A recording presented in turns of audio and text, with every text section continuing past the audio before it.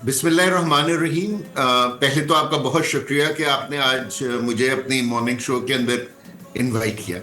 देखिए, आज का दिन जो है वो पाकिस्तान की तारीख में हमेशा एक ताबनाक तरीके से लिखा जाएगा, क्योंकि आज जो हमारी डिफेंस फोर्सेस ने जिस तरह एक साल पहले रिएक्ट किया था, इवन जो हमारा दुश्मन है इंडिया, वो ये कहने पे मजबूर हो गया था कि मार्का हक या सिंदूर वन के अंदर एक क्लियर विक्टर था और वो पाकिस्तान था। सो आज पाकिस्तानी अफवाज पे हमारी पूरी कौम को बहुत फख्र होना चाहिए कि एक ऐसी फौज जो हमसे 3 गुना साइज में बड़ी है, एक ऐसा मुल्क जिसकी इकोनॉमी हमसे 10 गुना बड़ी है, हमने उसको शिकस्त फाश दी और उसके जो अज़ाइम थे उनको हमने नाकाम किया जी।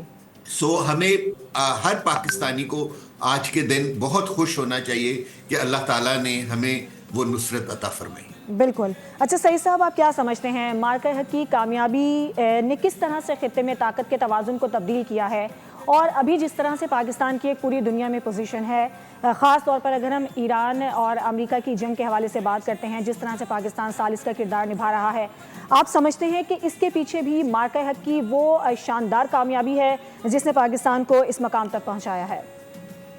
बिल्कुल आप सही फरमा रही हैं। देखिए, 10 मई 2025 को इस इलाके के अंदर जो डिफेंस पैराडाइम था वो चेंज हुआ।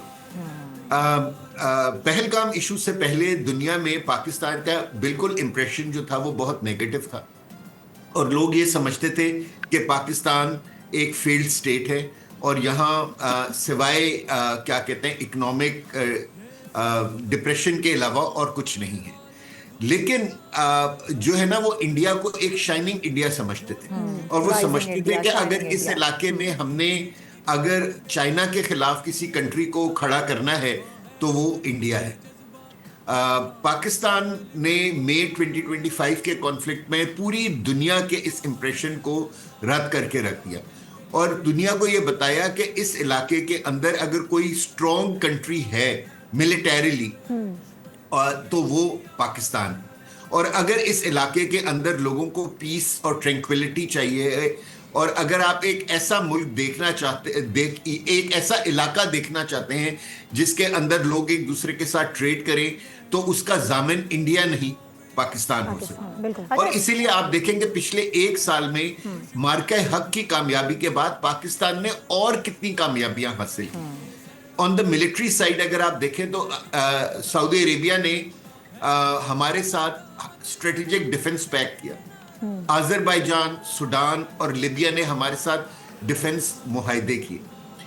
इंडिया ने जो हमारे साथ एक इनडायरेक्ट वॉर लड़ने की कोशिश की अफगानिस्तान में, हमने उसका भी मिलिटरीली जवाब दिया और अल्हम्दुलिल्लाह आज आप देखें कि पाकिस्तान के अंदर कितना सुकून है और टेररिस्ट एक्टिविटीज कितनी कम हो गई है। और जब ये ईरान और अमेरिका और इजराइल की जंग शुरू हुई तो पूरी दुनिया को अगर कोई एक कंट्री मिली जो कि सारे कॉम्बेटेंट्स के साथ बात कर सकती थी तो वो पाकिस्तान है। आज आप दुनिया का कोई अखबार उठा ले, आप कोई टीवी चैनल खोल ले, आपको पाकिस्तान के बारे में एक अच्छे तरीके से लोग बात करते हुए नजर आएंगे।